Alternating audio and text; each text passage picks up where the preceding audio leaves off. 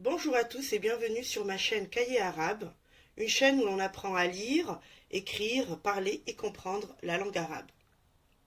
Aujourd'hui, je vais vous parler de la correspondance entre l'alphabet arabe et l'alphabet français. Beaucoup de mes apprenants, lors des premières séances, me demandent un tableau de correspondance entre les lettres de l'alphabet arabe et les lettres de l'alphabet français, afin de leur faciliter la prononciation. Or, pour moi, cette correspondance n'existe pas.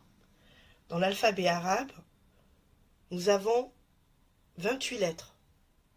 C'est un alphabet abjad, c'est-à-dire que c'est un système d'écriture ne notant que les consonnes. Les voyelles apparaissent sous forme de diacritique. Un diacritique ou un signe diacritique veut dire qui distingue. C'est un signe accompagnant une lettre ou un graphème pour en modifier la prononciation, ou bien pour distinguer le mot qu'il inclut d'un autre mot homonyme. En arabe, il y en a 5. Nous avons la fatha qui se place au-dessus de la lettre. Nous avons la kasra qui se place en dessous de la lettre. Nous avons sukun. Nous avons dhamma et nous avons shidda. Nous allons prendre par exemple la lettre ba. Alors, deuxième lettre de l'alphabet. B. Avec la fatha, ça nous fait ba. Avec la kasra, ça nous fait bi. Avec sukun, ça nous fait b. Avec dhamma, ça nous fait bou. Et shidda double la consonne, double la lettre. Donc c'est b. Ça s'utilise quand on écrit les mots. Donc fatha, kasra, sukun, dhamma, shidda. Ba, bi, b, bou et le dédoublement de la lettre. Donc, de ce fait, un mot écrit en arabe peut généralement admettre plusieurs lectures suivant les diacritiques utilisés. Nous allons prendre un exemple tout simple. Je vais écrire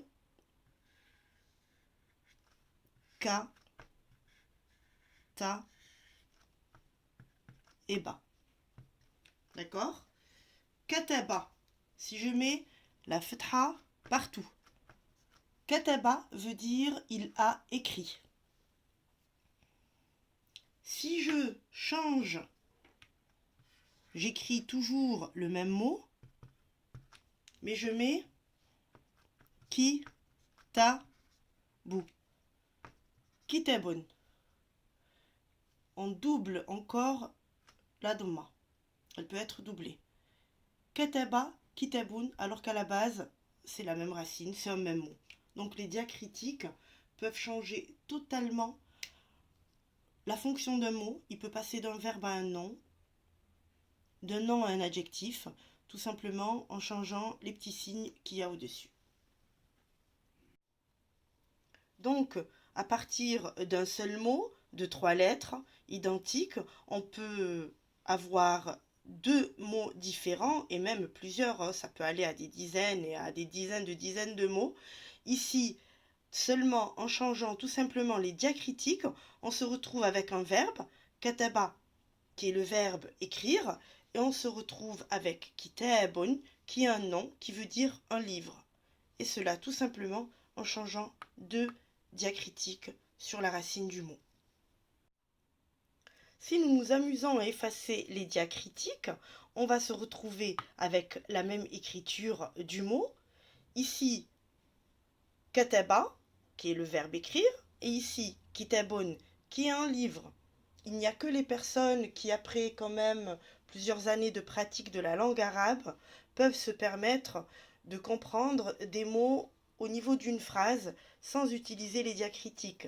Et finalement, on va dire qu'après 2 ans de pratique de langue arabe, on peut arriver à se passer des diacritiques et à reconnaître la fonction d'un mot ou sa signification à partir d'une phrase. Les diacritiques sont indispensables dans les textes coraniques.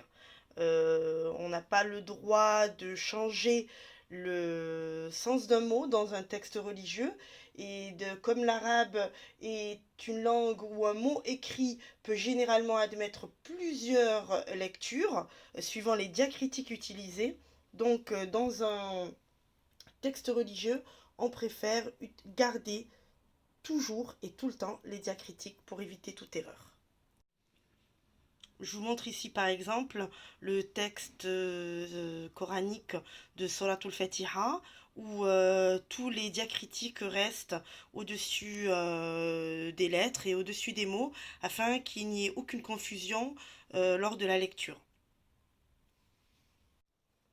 En gardant exactement le même livre, on tourne la page et puis vous verrez ici l'introduction de l'auteur où tous les mots ne supportent aucun diacritique au-dessus ou en dessous, sauf l'ashda pour doubler ici tout simplement pour doubler le kef, ou bien ici pour doubler le waw.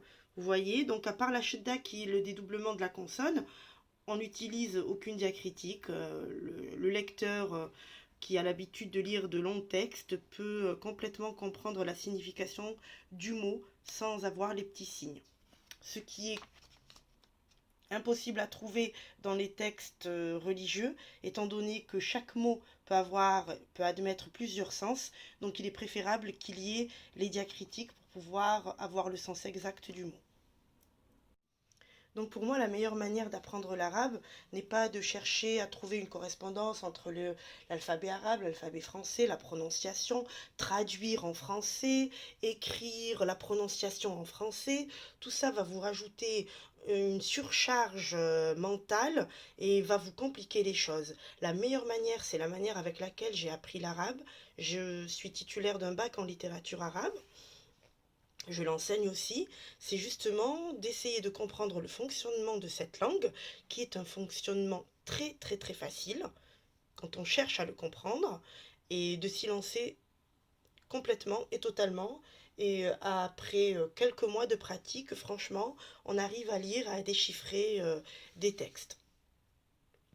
Dans la prochaine vidéo, je vais vous expliquer les erreurs à ne pas faire quand on veut apprendre l'arabe et aussi quel est le meilleur âge pour nos enfants quand on veut leur enseigner la langue de nos origines. Donc je vous dis à la prochaine vidéo.